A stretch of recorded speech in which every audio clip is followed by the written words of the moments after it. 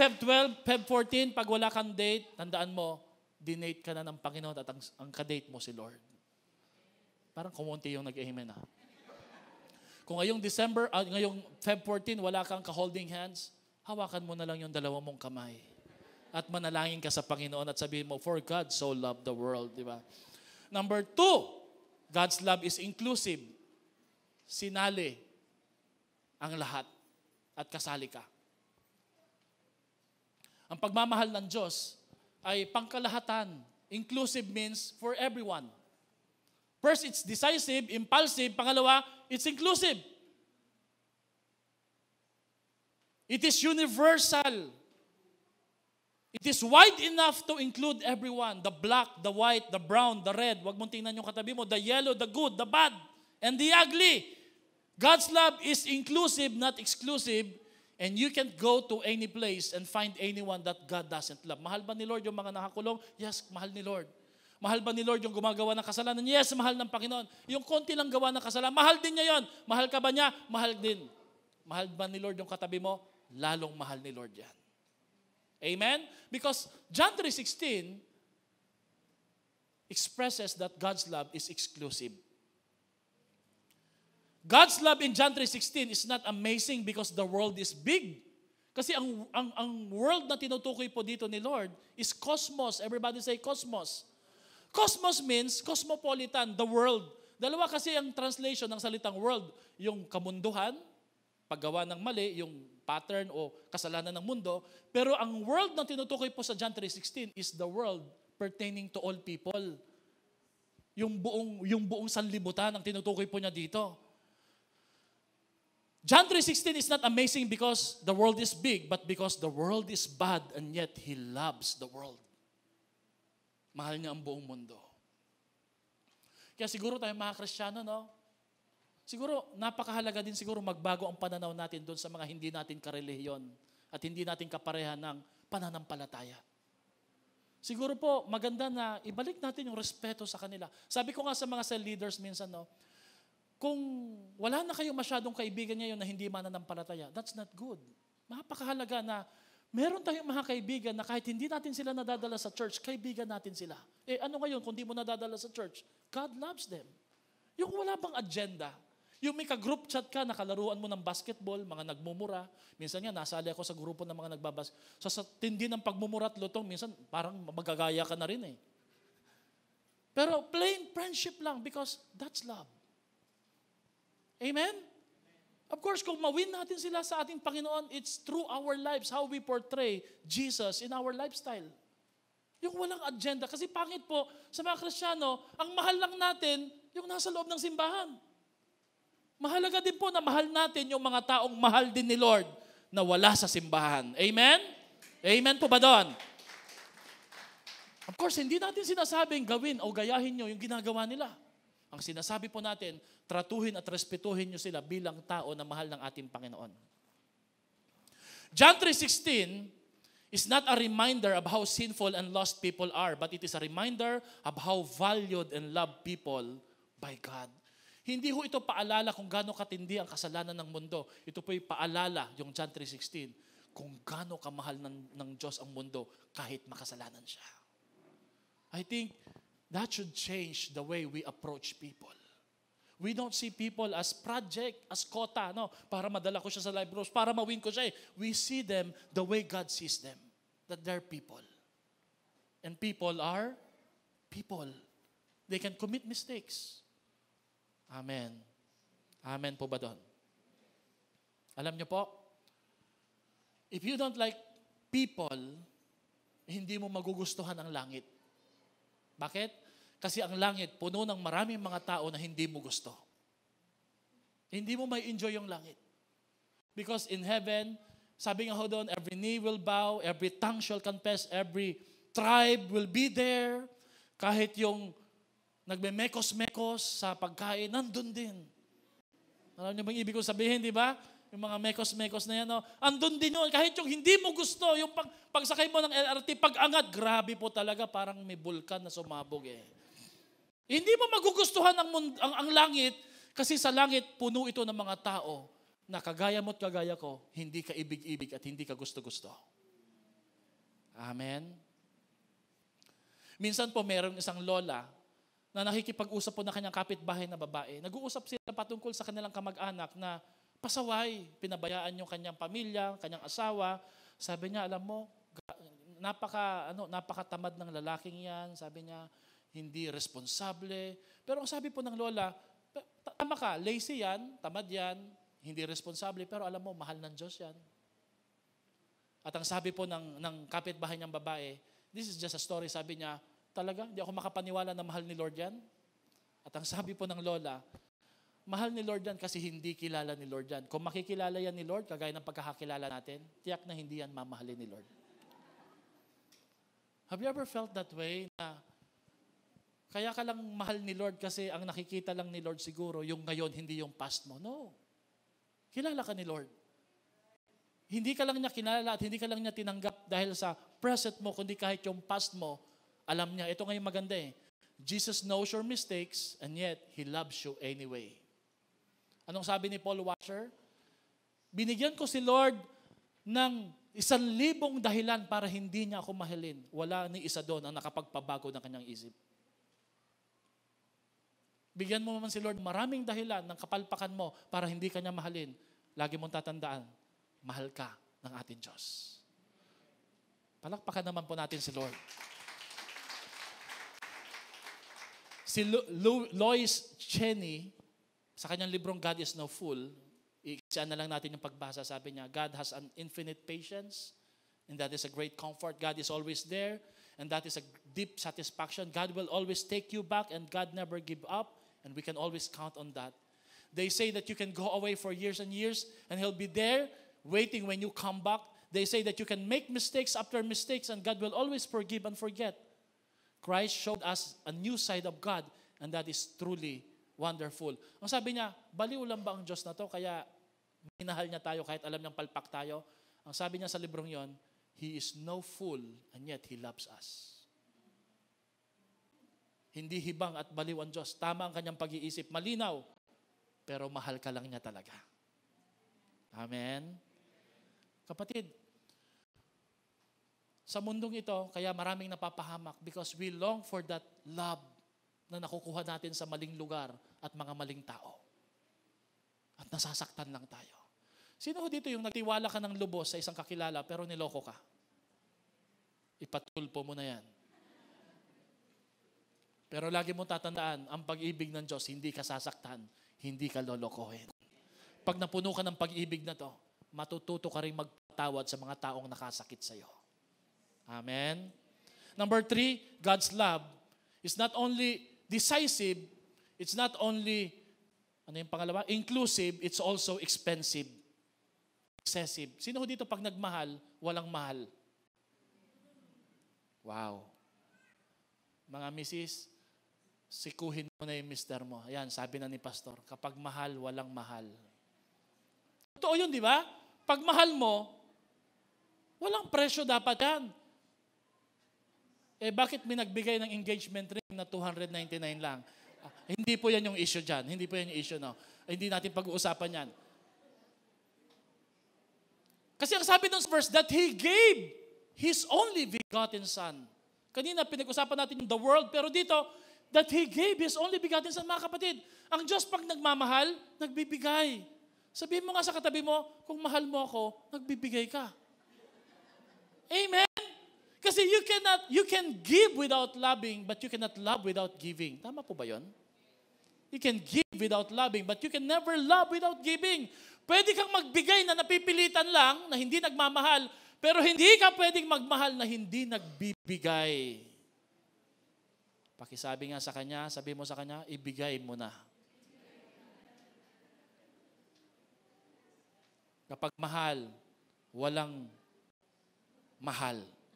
Sino ho dito? Hinahanap mo talaga yung mga famous na coffee shop, famous na mga lugar. Gusto mo ikaw makauna doon, di ba? No? Alam niyo kung bakit, no? May theology, may psychology dyan eh. Ang mga tao, they are so fascinated sa mga bagong bukas na coffee shop. Alam niyo kung bakit? Yung iba po, sabi nga ni Pastora, yung iba bakit nagsusugal sa casino? Alam niyo po ba na pwede pala tayong pumunta ng Okada? Pwedeng mamasyal. May time po na open po siya. Alam niyo kung bakit? Kasi po ang lakas makasosyal. Okada. Di ba? Yun daw po mga nagsusugal, nagpe-play po sa mga games, no? They're thinking na yung katabi nilang mayaman na to, they're thinking in their mind, ka-level ko to. Kaya pag umiinom ka raw ng Starbucks with all these people, kahit ang budget mo ay maapektuhan, when you drink a Starbucks, you're thinking, ang lakas makasosyal. Amen? Kahit wala ka ng pera. Diba? Ang lakas makasosyal. Bakit? Yun lang pong ma-associate ka sa lugar na yon, mapicturan ka, mag-selfie ka, i-post mo sa Facebook, people in the social media will think, social ka rin, kagaya nila. Amen? But that's wrong. Kasi totoo, mukha ka lang social, pero purita ka. Ano ba yung purita, no? Purita, pur tayo. Nagkukunwari lang eh. Pero alam mo, hindi mo kailangan pumunta sa mga mamahaling coffee shop o sa mga casino. Bakit? Madikit ka lang sa love ng Diyos na to. Ang lakas makasosyal. Ang lakas makapagdala ng confidence. No? Hindi natin kailangan kumuha ng kumpiyansa sa mga maling tao at maling lugar. Ang kailangan lang natin maintindihan na ang Diyos na to, sapat ang pagmamahal niya para mapahalagahan ka, para maiangat ka. Amen po ba? Sabihin mo nga sa katabi mo, sosyal. Ang lakas makasosyal ng pagmamahal ng Diyos. Sabi ni sabi ni Max Lucado, if God has a refrigerator, your picture would be on it. If He had a wallet, your picture would be on it. He will send you flowers every spring and sunrise every morning. Whenever you want to talk, He will always listen. He could have lived anywhere in the universe, but He chose to live in your heart. And what about that Christmas gift that He sent to you in Bethlehem? Jesus. Face it, my friend. This God is crazy about you. Baliw po ang Diyos na to para sa iyo at para sa akin. Amen? Sino dito minsan, narinig ko to minsan sa young people, no? Sabi niya, hindi po taga-church ha, kailan kaya may mababaliw sa akin? Sabi ko, naku, delikado yan. Totoo po yun. Kailan kaya may mababaliw sa akin? Sabi ko, delikado. You see, no, yung mindset ng tao. Mga kapatid, hindi mo na kailangan maghanap ng baliw. Dahil ang Diyos mismo, He is madly in love with you. Amen? Young people. Kaya alam nyo, taas nga po dito yung may mga teenager na anak. Taas ang kamay, mga teenager na anak na. Alam nyo, gawin po natin ngayong February 14, regaluhan natin sila ng chocolate, regaluhan natin yung mga anak natin ng babae na flowers, para hindi sila masyadong kinikilig at naiihi pag nireregaluhan ng kanilang mga manliligaw. Bakit? Sabihin nila, sanay na ako, binibigyan ako ng daddy ko niyan eh. Sa bahay pa lang, mahal na ako eh. Patunayan mo pa ano pa talaga gusto mong gawin. Amen? Grabe, iba sa atin dito, binigyan lang ng choknat, talagang ano eh. God's love is attractive. Anong sabi doon? That whosoever believes in Him. So it's attractive. That whoever believes in Him, it's for everyone. Pero dun lang sa mga ma-attract. Alam niyo ang love ni Lord, hindi sa pilitan eh. Dadaan siya sa buhay mo, pero hindi ka niya pipilitin. Irerespeto niya yung choice mo. Amen? Irerespeto niya. Kagaya ng pagpunta mo ngayon dito, hindi sa pilitan. Pwede kang umalis na, pwede ka rin magpaiwan, pwede kang bumalik next Sunday, pero pwede rin hindi ka na bumalik. Kasi ganun ang love ni Lord eh. Pero the moment na naiintindihan mo ang pag-ibig ng Diyos, God's love is more attractive than a lady or than a Prince Charming. Alam niyo po ba that it's for everyone? But ang verse na to, it's for everyone, but it's not for those who won't believe God. It is offered to all. Can you see that verse? It's offered to all, this kind of love. But it's not for those who will reject the Lord. Pag na-reject mo ang Panginoon, I'm so sorry, kahit mahal mo yung kapag-anak mo na yon, wala siyang eternal life. Because that's what the Bible says. Now, basahin natin to. Everybody is offered of this eternal life, but the reality is, not all will have it. Because although it is important, not all people sees it today as an urgent and ultimate. But they will soon see it that way when it's too late and out of reach.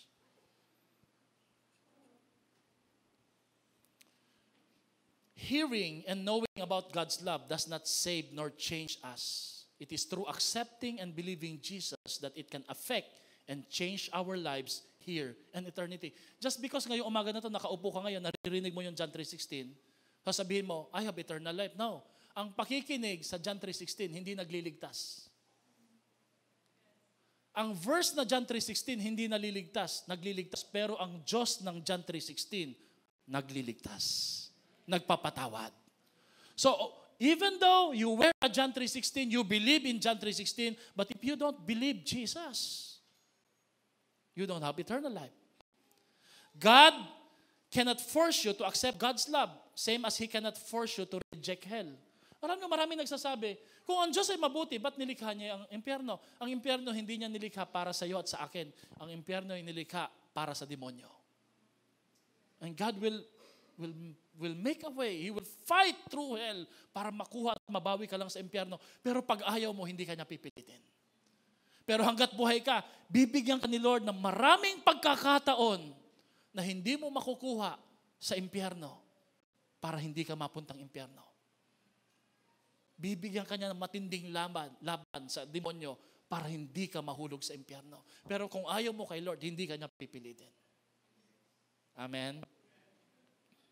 The mistake of people and religion is to read and think that John 3:16 is just a description of God's love for man. But it's never a realization that it's a call and a plea to man's greatest response to God about His love. Ang tingin po nila dito, talata lang to. Yan po ba yung nakalagay? Hindi. The mistakes po tayo. The mistakes. The mistake of people and religion is to read and think that John 3:16 is just a description.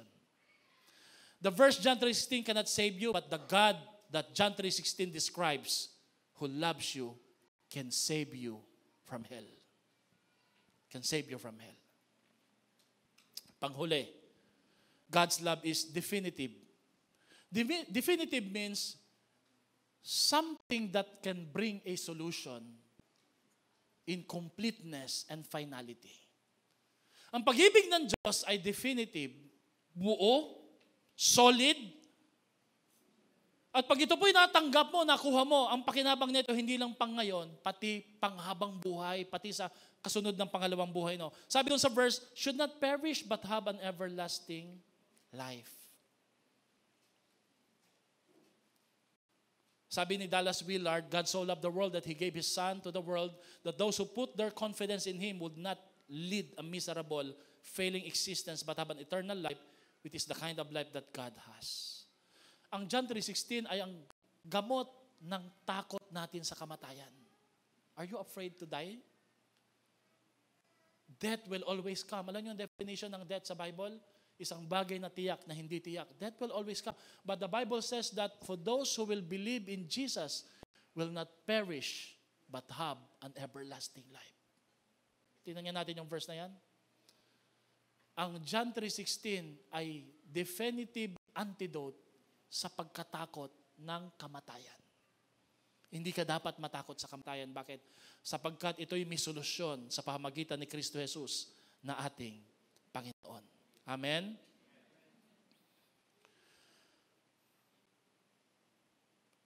Marami ho sa atin dito, possibly, you're thinking, bakit hindi ko maranasan, Pastor, yung love na dinutukoy mo ng John 3:16?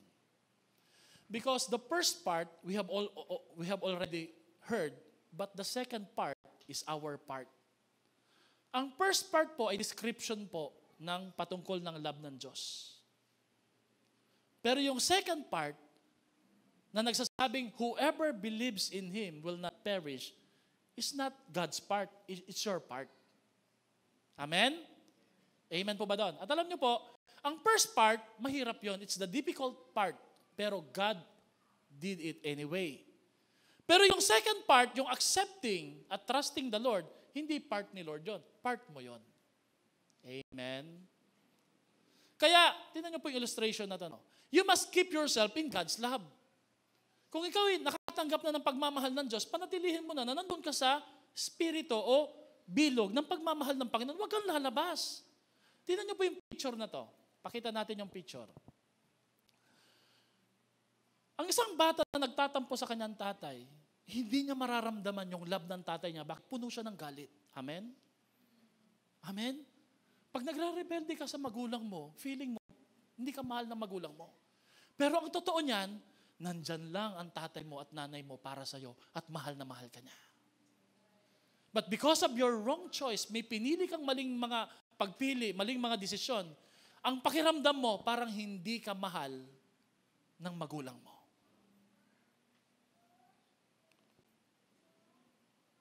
Marami ho sa atin, nakakaramdam na parang hindi tayo mahal ng ating Diyos, pero ang totoo, nandyan lang si Lord sa buhay po natin, hindi siya umaalis. Bagkos tayo po ang nawawala sa Kanya. God's love is there, but because of your choices and how you think and behave, you feel its absence. Ano po ang challenge po natin ngayong umaga na to? Number 1, tanggapin mo si Lord bilang sarili mong Panginoon tagapagligtas. Pangalawa, manatili ka sa pag-ibig na yan, huwag ka nang lalayo. Alam niyo mga kapatid, Christian life is a challenge and it's a struggle. Today, you are laughing, you are being inspired. I hope you're inspired now. Pero pag uwi mo sa bahay, may problema. May hamon. Now, it's your choice kung ikaw ay magpapadala sa emosyon mo at magpapahatak sa problema na yan para mawala sa kaisipan mo na mahal ka ni Lord. Christian life includes both the part of God and your part na manindigan, manatili sa pag-ibig na yan. Ang pag-ibig ng Diyos ay parang sinag ng araw. Nararamdaman, nakikita, pero pag sumilong ka sa lilim ng puno, huwag mong sisihin ang Diyos na walang sinag doon. Nagtago ka eh. Amen? Ang love ni Lord nandyan lang. Believe me, kahit sa panahon na parang wala si Lord, kahit sa panahon na parang matindi yung problema mo, nandyan yung love ni Lord eh. Pero pag nagtago ka kay Lord, sumilong ka, papalayo sa Panginoon, huwag mong sisihin ang Diyos at sabihin mong hindi kita maramdaman, Panginoon. Mahal tayo ng ating Diyos. No? I'd like you to please pause for a moment at ipapapanood ko sa inyo yung love letter ng isang natatanging tao na sobrang mahal ka. Can we just close the lights and play this video about the love letter of God for you and me?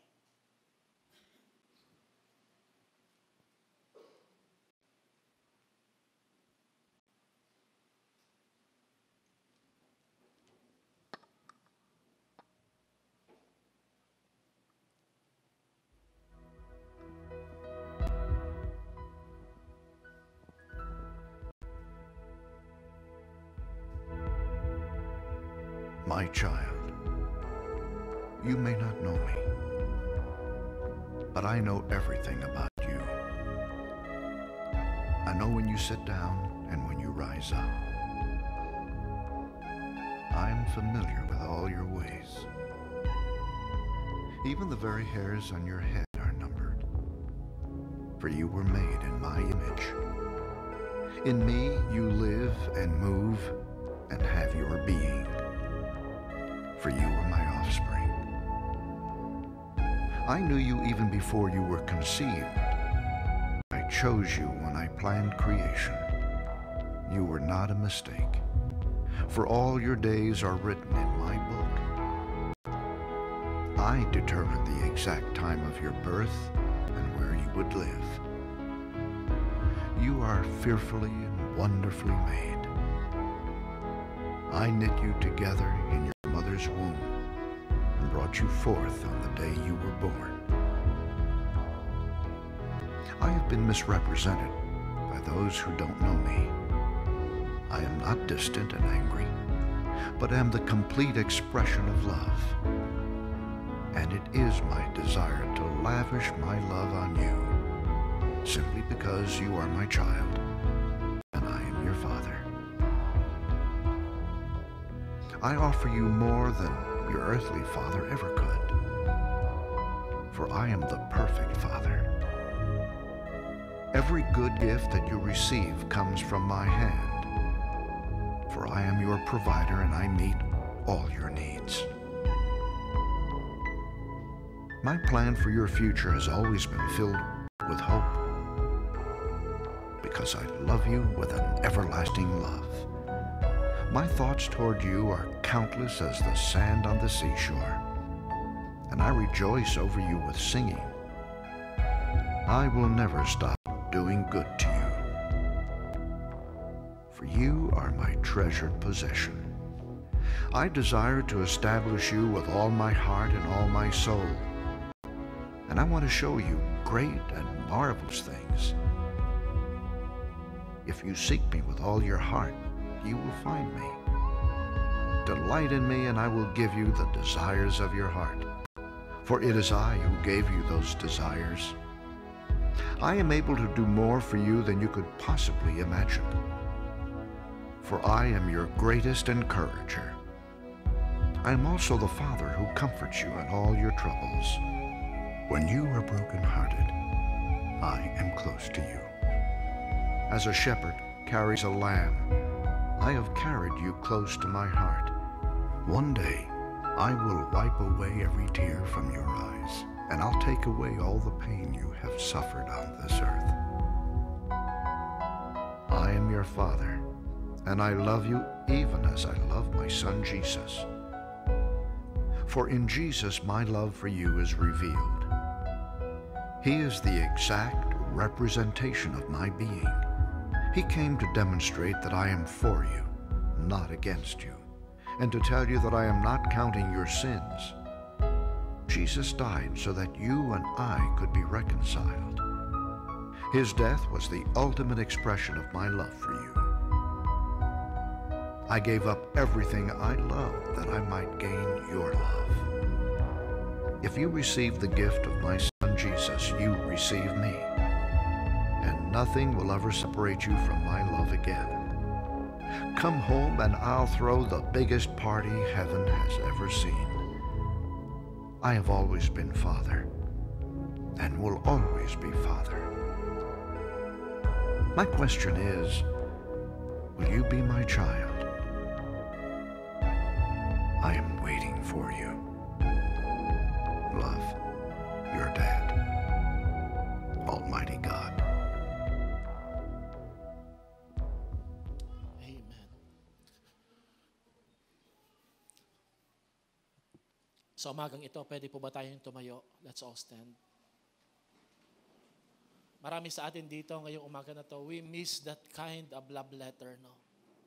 When was the last time may sumulat sa iyo ng ganyan katindi, kapassionate na pagmamahal at pag-ibig ng ating Diyos?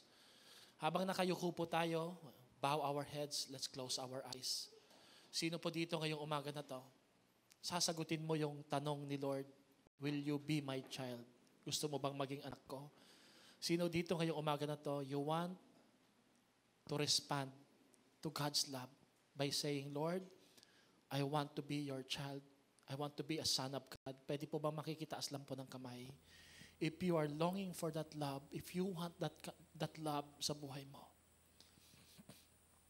can we just pray? Isang simpleng panalangin na hindi po nawawalan po ng uso. Isang panalangin between you and God. Can you just repeat this prayer? Sabihin mo, Panginoon, can you just say, Panginoon, salamat sa iyong pagmamahal. Salamat, ipinadala mo ang iyong bugtong na anak sa sanlibutan para sa akin upang hindi ko napagbayaran ang aking mga kasalanan. Salamat na matay ka para sa aking mga kahinaan. Kaya naman, Lord, sa umagang ito, gumagawa ako ng desisyon upang tanggapin ka, paghariin ka bilang aking sariling Panginoon at tagapagligtas ng aking buhay. Mula sa araw na ito, nananampalataya ako na meron akong tatay at ama sa langit na nakatingin sa akin, na hindi laban sa akin, kundi mahal ako at ipagtatanggol ako. Halika, Panginoon, maghari ka sa aking puso't buhay. Amen.